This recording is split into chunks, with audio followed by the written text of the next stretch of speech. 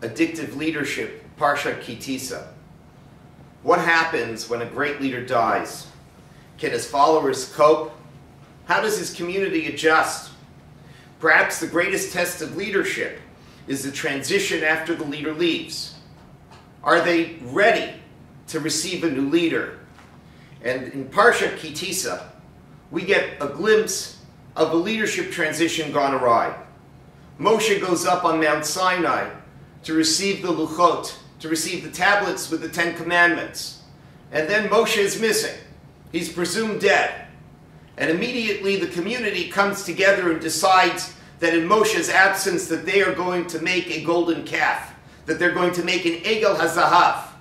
And according to the commentaries of Ramban and Ibn Ezra, this Egel HaZahav, this golden calf, was not intended as an idol to be worshipped, but rather as a replacement for Moshe's leadership. This particular golden calf would receive divine inspiration, it would receive the divine influence, and it would lead the Jews through the desert much as Moshe would.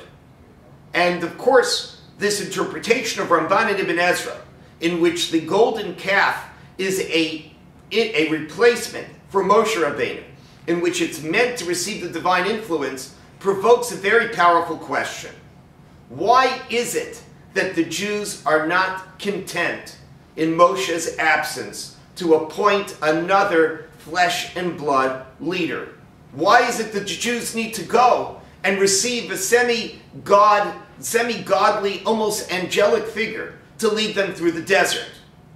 And I think the answer is quite simple. The Jews cannot pick a flesh and blood leader to replace Moshe because Moshe was an addictive leader. Moshe was such a powerful force. He was so close to God. He was so overwhelming a leader that the Jews simply couldn't pick another flesh and blood leader to replace him. And this is the pitfall of addictive leadership, that once the leader is gone, the followers feel like a flock without a shepherd. And when the leader leaves, people all of a sudden feel like there's no way that he can be replaced, that no one can fill the leader's shoes. And of course, perhaps the most significant message of this week's Torah reading of Parsha Tissa is that the follower can lead too. That addictive leadership is a very poor model of leadership.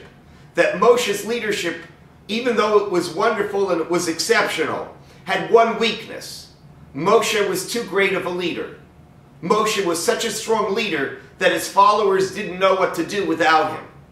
And the message of the Parsha is that once you have the Luchot, once you have the 10 Commandments, once every person has access to the tablets, followers can become leaders too. Followers can mature and fill the shoes of other leaders. This message is a message that in particular is significant to me as a father of two 13-year-old children. And what I find myself telling my kids over and over again is that now that they're bar mitzvahed, now their obligation is to lead themselves. They can't rely on their parents to make decisions. They can't rely on their parents to lead them around. They too have to take on a leadership role. The message of the Torah reading is addictive leadership is a weakness in leadership.